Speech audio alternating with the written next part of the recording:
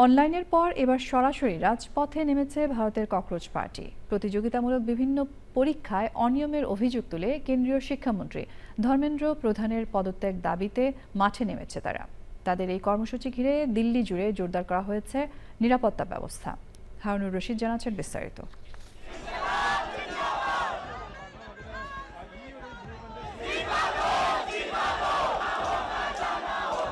ভারতের ককরোচ জনতা পার্টি এখন আর শুধু অনলাইনে সীমাবদ্ধ নেই। মোদী সরকারের মসনদ কাঁপিয়ে দেওয়া জেনজি তেলাপোকারা এবার নেমে এসেছে দিল্লির রাজপথে। বিভিন্ন প্রতিযোগিতামূলক ও স্কুল পর্যায়ের পরীক্ষায় অনিয়মের অভিযোগ তুলে কেন্দ্রীয় শিক্ষামন্ত্রী ধর্মেন্দ্র প্রধানের পদত্যাগ দাবি করেছে।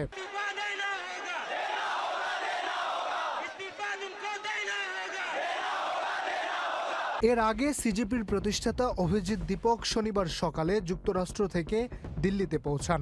বিমানবন্দরে তার সঙ্গে পুলিশের সৌজন্য সাক্ষাৎ হয়। পরে তিনি সমর্থকদের পার্লামেন্ট স্ট্রিট থানার সামনে জড়ো না হয়ে সরাসরি যন্তর মন্তরে উপস্থিত হওয়ার আহ্বান জানান। সামাজিক যোগাযোগ মাধ্যম এক্সে দেওয়া এক পোস্টে দীপক লেখেন, আমি পৌঁছে গেছি, যন্তর মন্তরে আপনাদের সঙ্গে দেখা করার অপেক্ষায় আছি। বই এবং আমাদের তিরঙ্গা আনতে ভুলবেন না। ভালোবাসা ও শান্তির মাধ্যমে আমাদের আন্দোলন এগিয়ে নিতে হবে। একই সঙ্গে তিনি সমর্থকদের পুলিশ সদস্যদের ফুল দিয়ে শুভেচ্ছা জানানোর আহ্বান জানান।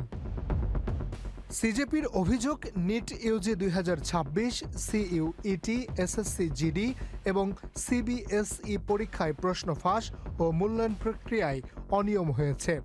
এসব ঘটনার প্রতিবাদে সংগঠনটি কেন্দ্রীয় শিক্ষামন্ত্রী ধর্মেন্দ্র প্রধানের পদত্যাগ দাবি করেছে। এদিকে সমাজকর্মী সোনম ওয়াংচুক কর্মসূচির প্রতি সমর্থন জানিয়েছেন।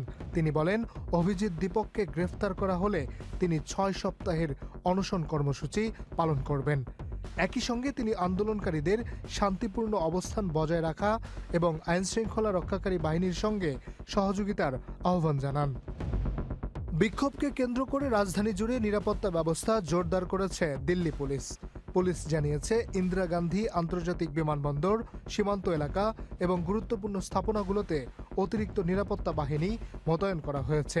নয়াদিল্লি ও আশেপাশের কৌশলগত এলাকাগুলোতে 1000-এর বেশি পুলিশ সদস্য দায়িত্ব পালন করছেন। অন্যদিকে সিজেপিও তাদের সমর্থকদের প্রতি শান্তিপূর্ণ আচরণ ও আইনশৃঙ্খলা বাহিনীর প্রতি সম্মান প্রদর্শনের নির্দেশনা দিয়েছে। সাম্প্রতিক সপ্তাহগুলোতে সামাজিক যোগাযোগ মাধ্যমে ব্যাপক আলোচনার জন্ম দেওয়ার পর যন্তর মন্তরে এই কর্মসূচিকে সিজেপির বড় মাঠ পর্যায়ের সমাবেশ হিসেবে দেখা হচ্ছে। সংগঠনটি এখনও নিবন্ধিত রাজনৈতিক দল নয়, তবে অনলাইন ভিত্তিক অনুসারীর সংখ্যা দ্রুত বৃদ্ধি পাচ্ছে। ভারতের যুব ককরোচদের এই আন্দোলন শেষ পর্যন্ত কোন দিকে যায় সেটি এখন দেখার বিষয়। Harunur Rashid, channel I.